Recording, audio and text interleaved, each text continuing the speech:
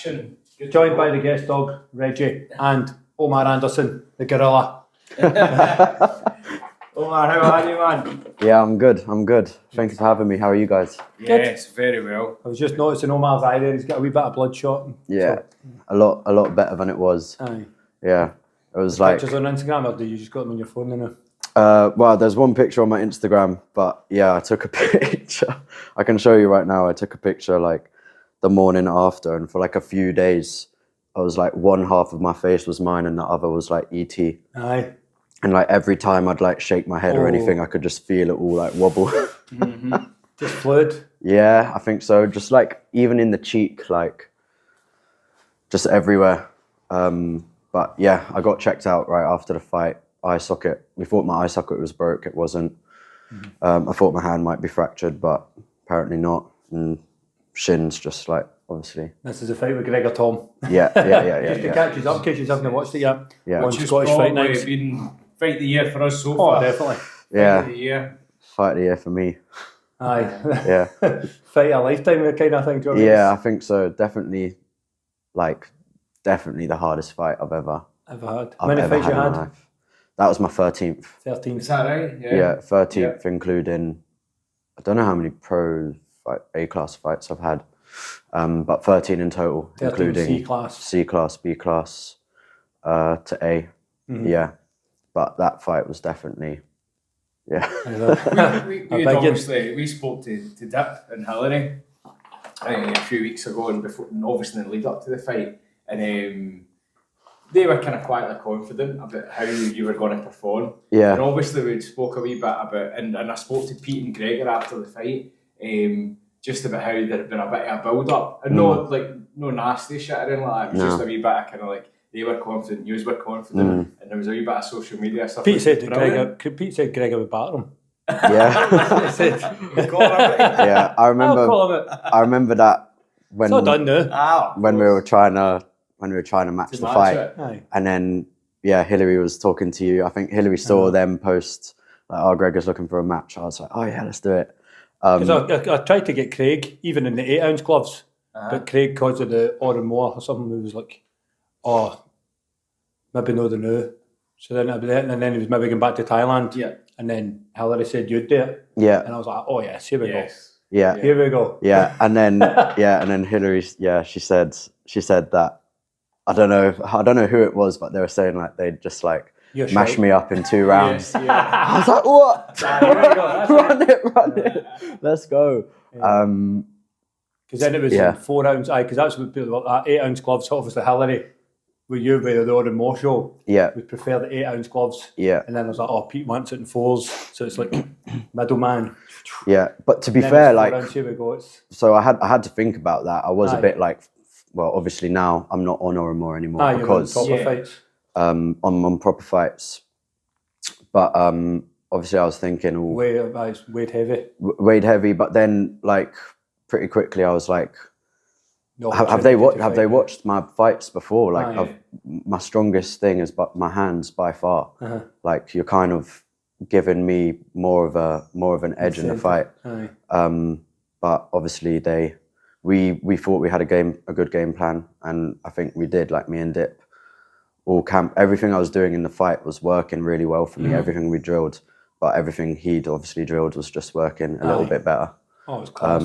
But yeah, it's how the cookie crumbles. It was a great fight, and like I said, like speaking to Gregor and Pete after it, I think Gregory says that was a much harder fight than I was expecting. So I don't think anybody would ever. I know you're confident. Do you know what I mean? But nah. The fact that, as you say, they're confident, he maybe had the edge experience-wise. Yeah, for sure. Andy's fought in 4-ounce gloves on one. Yeah. But, mate, it was unbelievable. Yeah. It was great for us to watch. I mean, this is like I knew this, and like the camp for me was obviously you always train as hard as you can, but it was like really like a culmination of everything I've learned up to that point, stringing it together.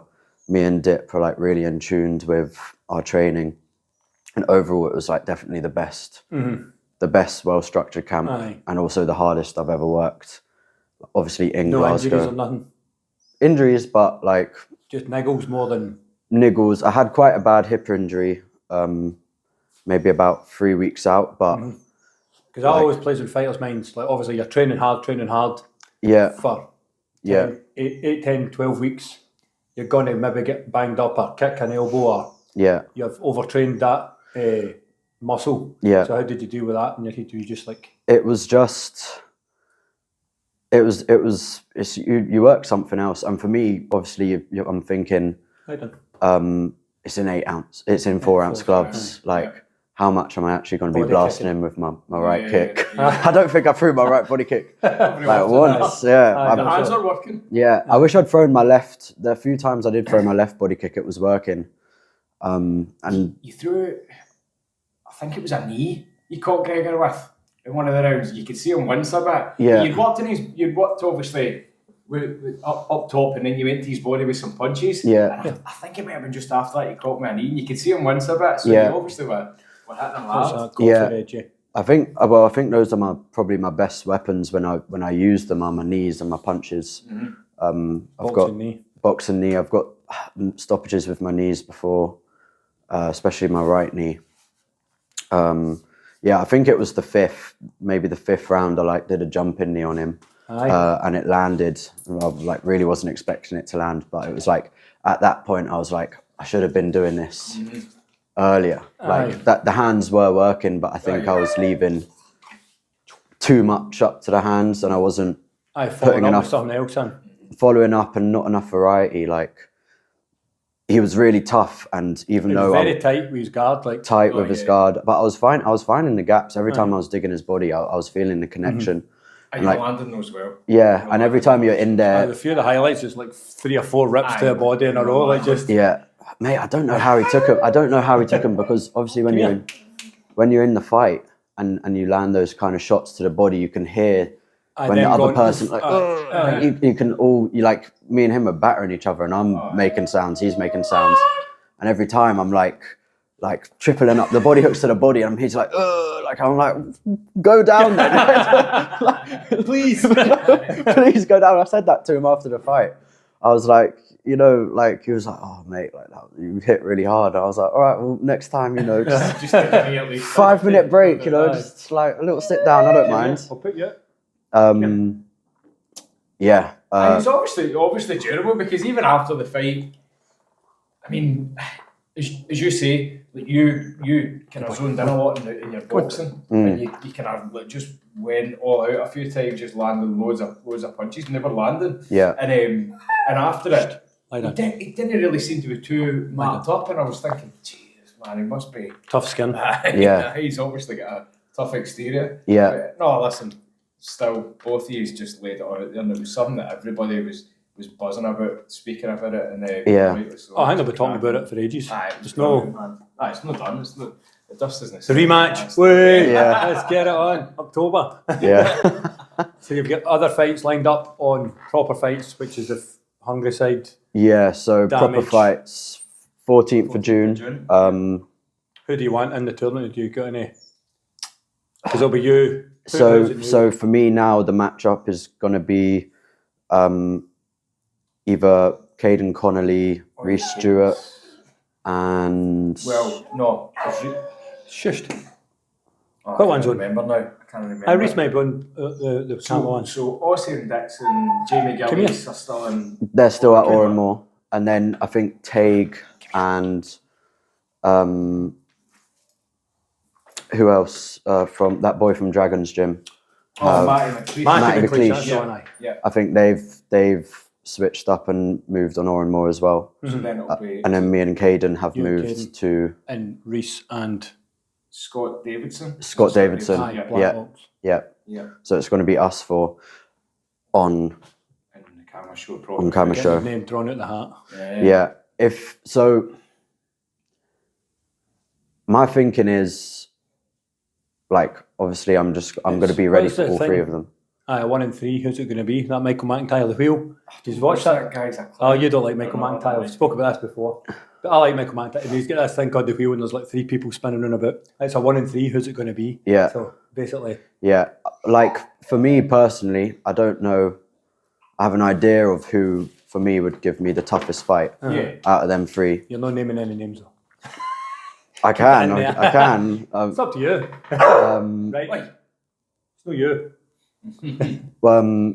Yeah, I'd just like the toughest fight possible, to be fair, because over 5 rounds, I'd rather have 5 rounds just to figure it out. And I think like 5 rounds is a proper fight. Aye. Like when I fought Mark Amos on Hungryside, like the three rounds fight, Buy you quick. it just didn't really feel like a fight for me, and like I felt like I lost the first round, and I knew I lost the first round, and then I think you're chasing, and it's just like, and that's not good for trying to set things up either, because you're like, Yeah. it's always the same when you're trying to get in.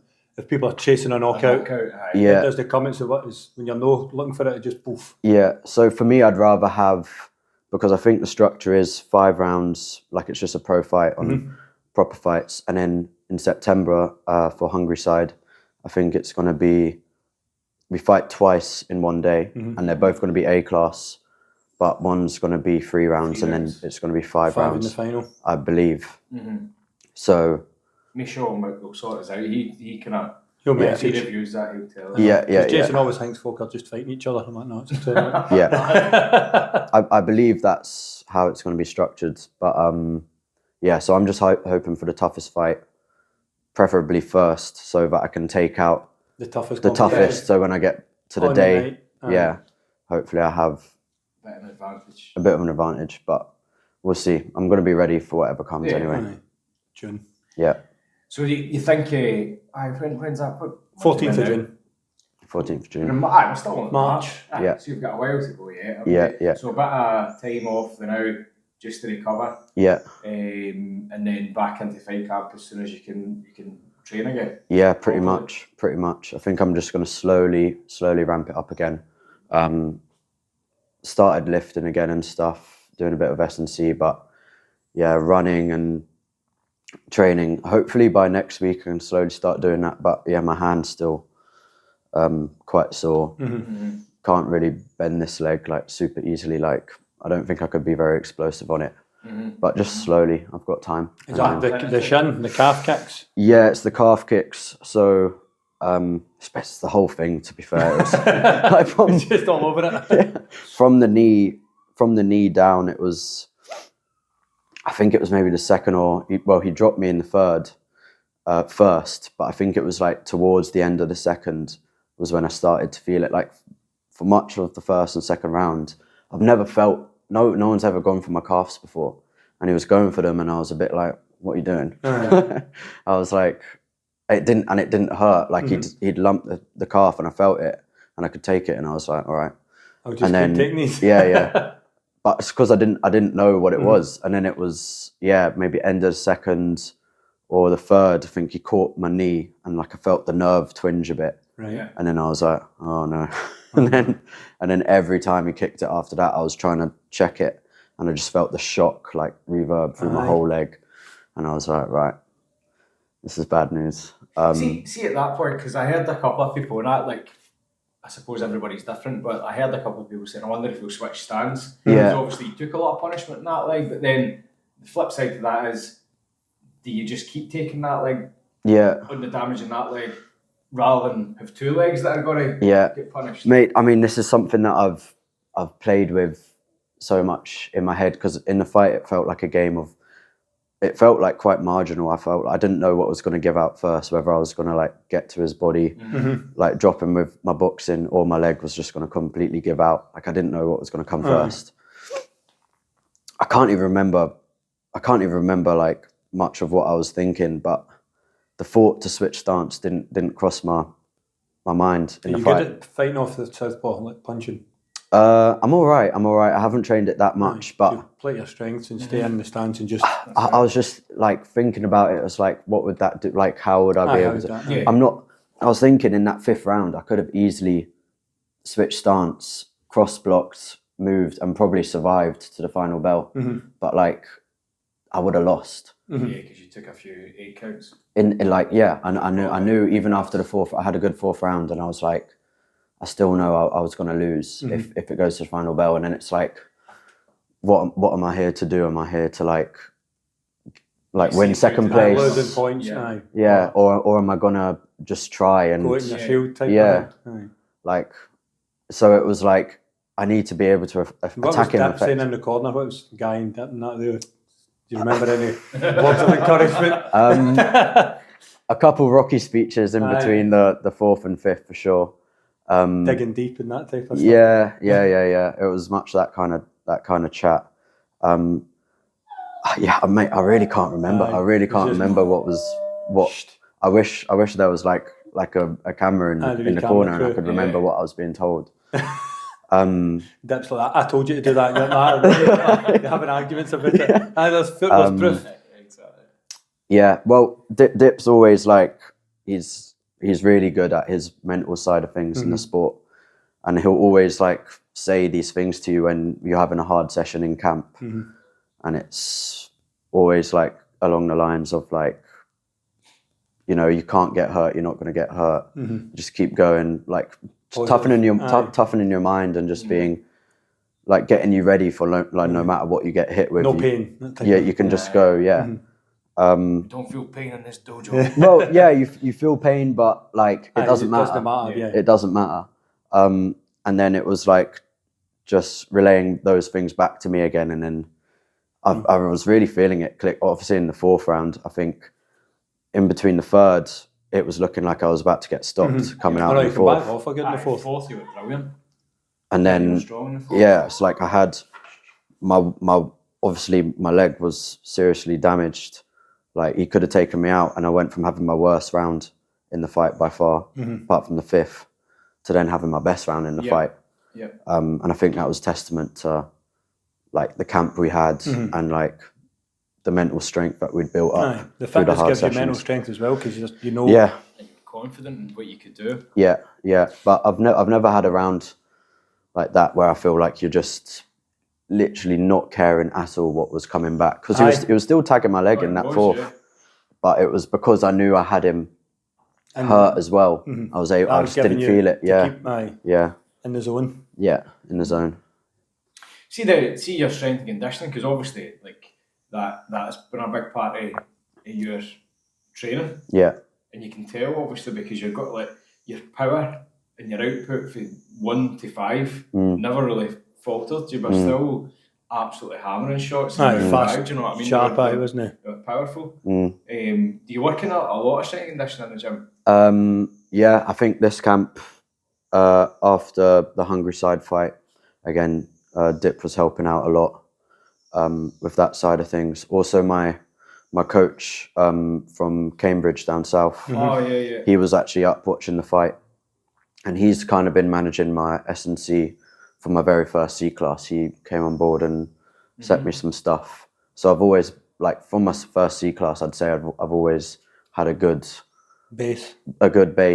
So then it was kind of combining what he was setting me and then working stuff with Dip.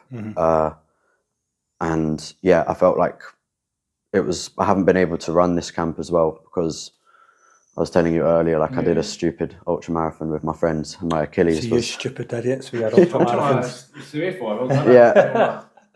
And that mashed my Achilles up, so I wasn't able to run, but then I was using the assault bike for the first time. Right. And like, never gets any easier, but honestly, I feel like my gas tank has never been better, even though I haven't ran this camp. Right. I think you're just doing like intervals and stuff on the assault bike, longer stuff? Or? Yeah, just like 6 4-minute rounds on the assault bike, sprints, like horrible sessions, like at the end of... Try to keep the watts up? Yeah, always trying to be consistent. And I felt like that helped a lot. And then, working S&C with Dip and stuff. Yeah. I've seen you jumping a bit with the rubber band thing. The rubber band was like that. A lot of explosive work. Yeah, like lifting like lightweight but very fast. That's something we were working instead of like lugging plates on and trying to. Just. I've actually been reading a book about. Do you know Ross Edgley? I think he's actually been doing in Bad Company recently. He's been doing with Liam Harrison. But Ross Edgley was the first guy. He swam the circumference of the UK main. I heard him on Joe Rogan. He gets salt tongue. He's stuck because of the seawater, and he gets stung with. I think is he kind of like a big bodybuilder type? It was like a bodybuilder. Yeah. He just swims. He can still bench press like 150 kilos. So I was reading his book, but it was just interesting because I'm quite into that kind of strength and conditioning stuff. But he was speaking about like some of what he was doing on his boat, and like he was maintaining sort of strength and conditioning stuff for endurance training. But obviously just how he worked it. He was talking about this range of movement, speed of movement, power of movement, and it would just make me think about some of the stuff that you were doing, like the resistance bands. But obviously, we've spoken about this before, but I mean, I would say any type of running is always going to supplement whatever you're doing because it helps with your cardio. Yeah. It's going to help with your overall fitness. But again, replicating what you're going to do in a fight. Yeah. It's like the explosive stuff, the biometrics, the kind of speed of movement. For sure. No, it's important to have both. Like, if I could run now, like I would. Like I was saying to you earlier, like I love running. I think it's like that different type of cardio. It builds up your like reservoir. It's not building your efficiency to like output. It's not like peaking, but it's but it's like building your reserve. And also I think it's just a great thing to have in camp. Like when you get nervous or anything, it's just like always been, it's always been like I can go on a run for like an hour and just think about the fight. Do you listen to music when you run? Do you cheat? We were just discussing this. Half and half. Again, if it was going to be like trail runs and you're out in nature, like no, I wouldn't. But if I'm running through like Glasgow city centre, then maybe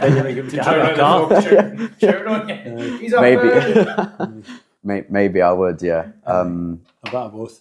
I get fed up listening to the same stuff. I never wear earphones ever. No. Doesn't matter if I'm going 5k, 50k, whatever. Never. Yeah. I don't know. I just don't find it. I've never done it in a race because you're not meant to be allowed to. No. But the only thing I was just saying, I did it with what I was talking about earlier. I did it with that Wembley, London to Glasgow thing. Because I was like running for like about 8 hours a day, and most of it on my own. So I was getting bored, and I would just put on a podcast. But then, when you're tired, hungry, on your own for hours, you start to kind of no hallucinate. That's not the right word, but you start to get a bit delirious about stuff, and that's what I was saying. I was getting irrational thoughts about a mountain lion in fucking Coventry, wherever I was, and I was like, man, I need to maybe listen to something else. The magpies will get you. Some music. Yeah. So, see, sparring. Who was like sparring partners up at the Grip House, or did you go to other gyms to do any? Folk have float about. Yeah, mostly at the Grip House. Was James up sparring with you? I was doing a lot of sparring with James McKenzie. So we'd get rounds in on Monday night, and then Wednesday afternoon we were coming in, just us two, and battering each other for a few rounds. So good friends do. Yeah, which is good. Like he's so I still haven't had a chance to watch his fight.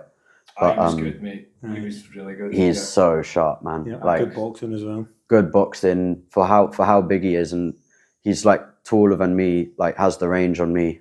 Obviously the bigger person, but he still is responsible. Like he fights like a big man, but he's not like he doesn't get lax with because I'm bigger, I can just lean out the way of shots. He's so good with his feet, like his in and out, getting his distance, like so sharp. What about like he was nearly chasing that knockout, but he got it because he wasn't. He just kind of took his time, picked his shots, closed down. It was the elbow, was it? Yeah, he's so good at that as well. When he gets you on the ropes, and it's that trap, and it's like right knee and then strip into the elbow, like.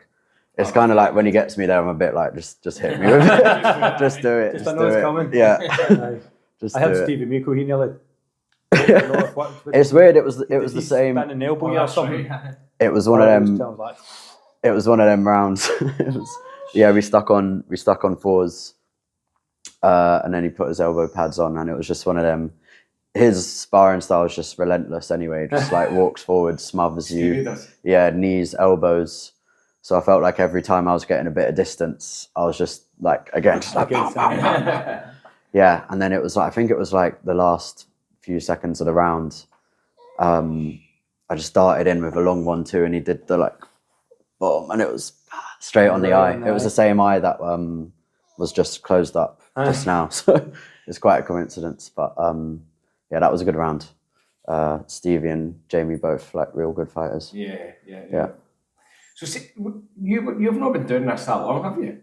Couple of years, 2-3 years? Couple of years. I've been training about 5 or maybe 6 years, but I had my first C class 2 years ago at Christmas. So like 13 fights in just over 2 years. Yeah. Brilliant. Yeah. How did you get into it when you came up to Glasgow, or were you training down in England? Yeah, more intensely. So I started off, I think, when I was like 19 or 18. Went to my first session down in England. And that was my coach from Junior Herbert. Has a gym just outside of Cambridge, and was training with him like when I first started, very like just a hobbyist. Like I really enjoyed it, but I didn't think I'd ever fight or anything. Like it was like once. I was just learning. Yeah, learning once, twice a week. Like at the time, I was still going to the gym and trying to eat like as much as I could and like get big, like just stupid. But you're young. Yeah, I'm young. I'm young. Yeah. So I want muscles. Yeah, and then it wasn't until I came up to Glasgow for university, and when I came here, I joined the university like boxing thing, and I had a couple like inter-club fights, like them kind of uni fight nights. The uni fights, Big Alan the medic, he goes to them. It says a carnage. Yeah, so I did a couple of them. People don't train, it's just... Yeah.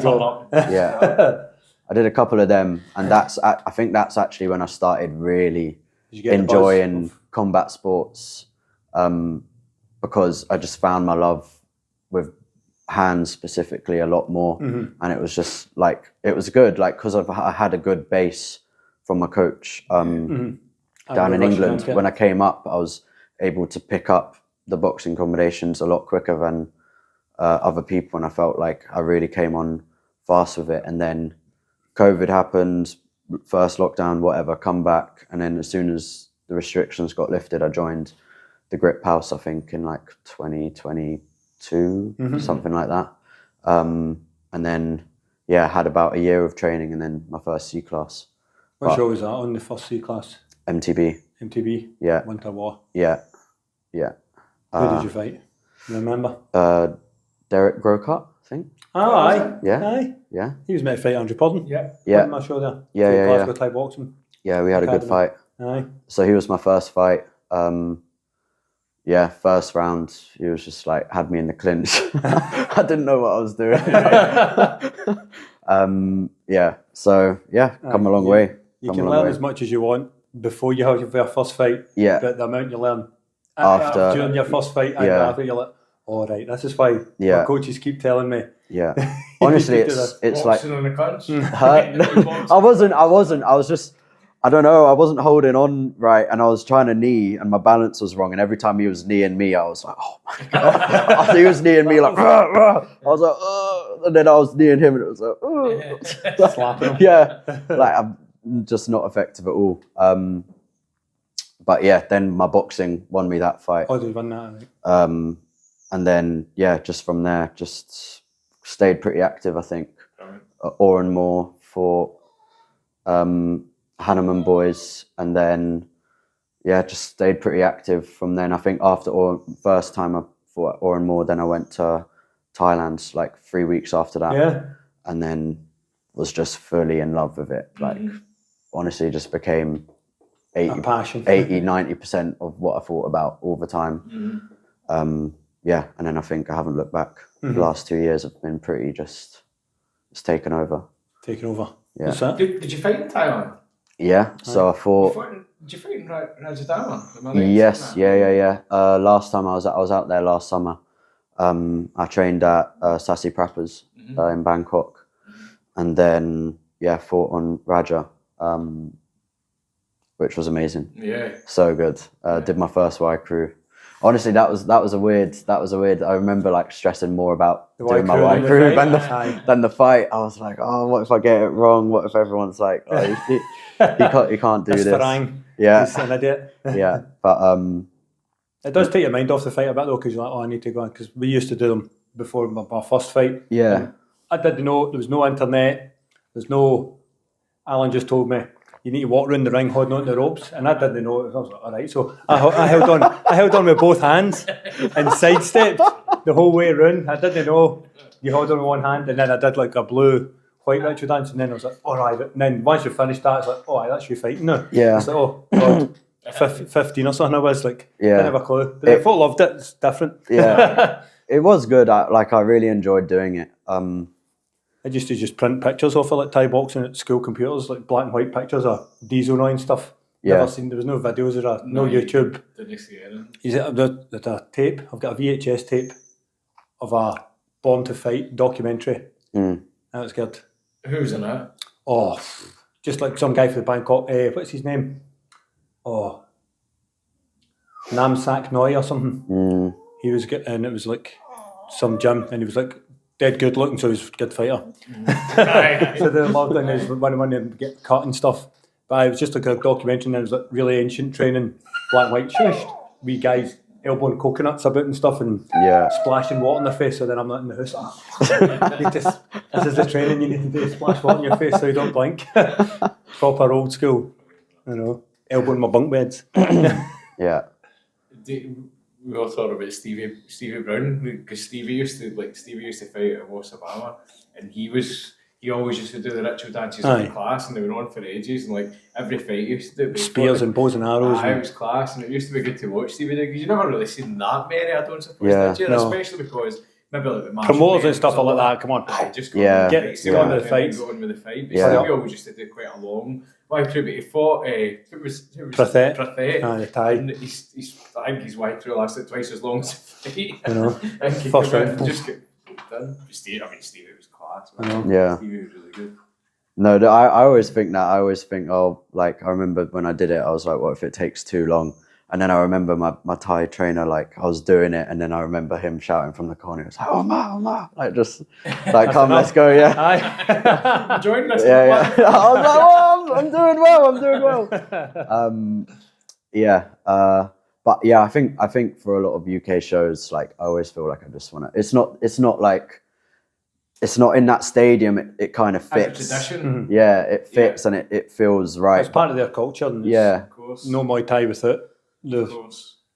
Because I always like, I don't know what it was making me think, but I was thinking like the difference between like fighting probably it's maybe changed a wee bit now here, but it always used to be when you had a fight coming up or when people had fights coming up, it was like how many tickets are you selling? It was a night out for Sunday, and people just looked forward to this fight for ages. The fight show happened, and then when they fight, I get like, bro, I was like that. Maybe fought once a year or something. You would train for a while, fight on your kind of home show type of thing, and that was it.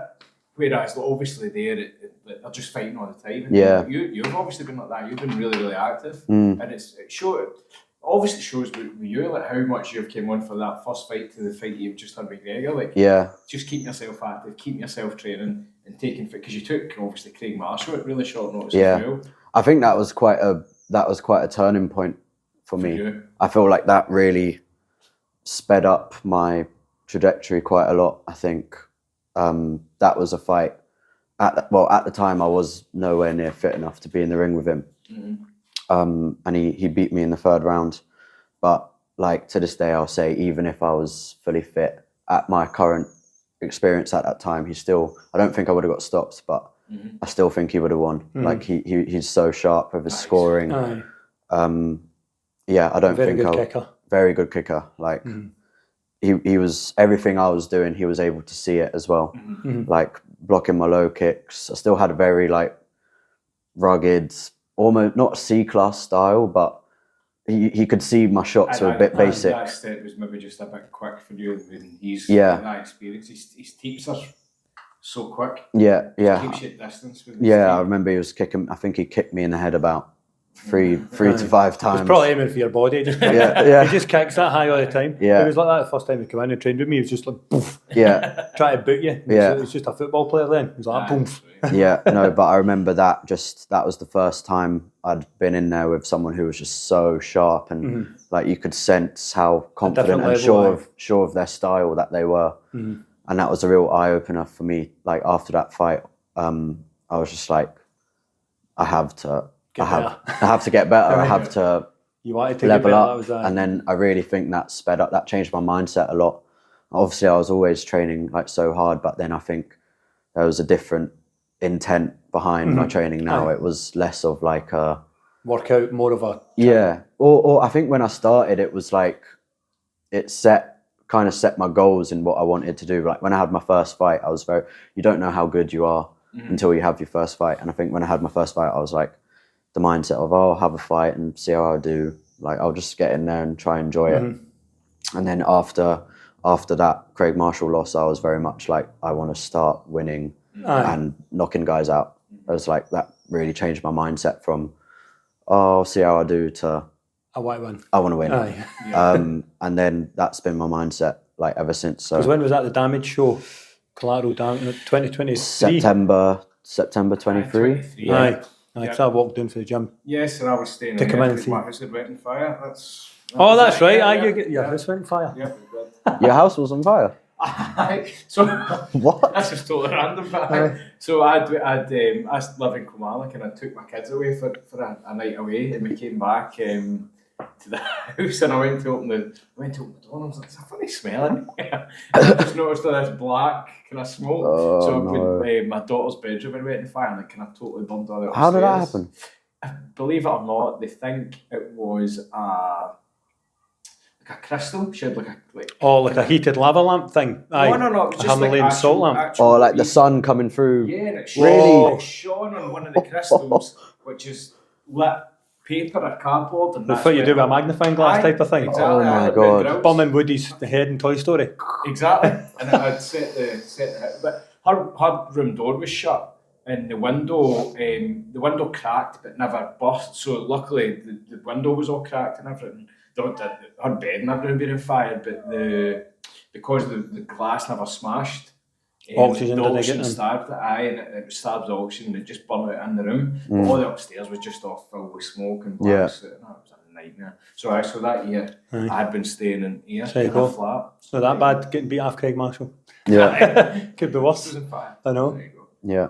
I know. So what's your future plans once what else this year? Hungryside. So yeah, at the moment I'm just concentrating on obviously rehabbing my injuries, get back 100%, get back in the gym, and then build up for June proper fights. Win that. Hungryside, win that, and then I think from there I'm actually finishing uni in May, finishing up my masters. What is it you're doing at uni? Just out of interest. Engineering. Yeah. So mechanical or aeronautical. Aeronautical, nice. So finishing up my masters in that, and then once I'm done, I should have like the whole summer. I'll be able to concentrate for proper fights, Hungryside, and then I'm like still not sure what I want to do, but in my head I'd really like to have like a longer stint in Thailand. Yeah. So I'm thinking after Hungryside, like September, October time, go out there until like the new year, and then see what happens. Try and get on one of that. Yeah, just try and get fights. Like I'm really, obviously that is an end goal that I'd love, but also for me myself, I don't think I'm one standard yet, and really I just want to rack up the fights. I want to get the experience so that when I do get there in the future, I'm ready for it. I don't want to get there too early. I don't want to get there too early and throw you in with a lion. Yeah. And then you're like, whoa. Yeah, I want to be able to. Here's Taiwan Chai, pal. Have that. Even though you took Craig in 2 days' notice, you've just fought Greg. Yeah. So you have proven yourself to go for it, but nah, you're right. Just take your time. Yeah, but I just like I'll what age are you? 20? 24. 24, right? Yeah. So obviously I'll go for it if the opportunity was to come, but like that's what I want. But I just want to get the fights and get the experience, because like everyone I'm starting to get matched with now has the experience on me. Like Mark Amos had it on me, Gregor had it on me. These next few fights are actually people that I'd say I'm on equal level to in terms of experience. So Reece hasn't had an A-class fight yet, and I don't know if Tiger, what his name is. Yeah. He's fighting real. Don't tell him. Yeah, but he's had like 10 fights last year, right? Tig. Did he? Yeah. Serious fighter. Yeah. 1 a month. It's gonna be class. Yeah. Some good fights, big fights coming up. Big fights. I'm excited. Yes. Omar, it's been a pleasure. It's been a pleasure. Thank We you. were going to get you to do the kick challenge. I know, the kick challenge. The first couple we did with Craig and Caden, we get Then the we kick forget about challenge it. and then we've not done it again. But I don't think we're going to. I think we'll leave it for today. We'll We'll run it back. We'll run it back. You're coming back to I know. we need to do another Yeah. episode Old man. with Dip and Hillary and get them on and get them to Yeah. do the kick challenge. But listen, Yeah. mate, Thank you thanks very much. Thank you, bro. Awesome. Thank There you, you go. buddy. Eddie. Good talking. You're such a good boy. Such a good boy.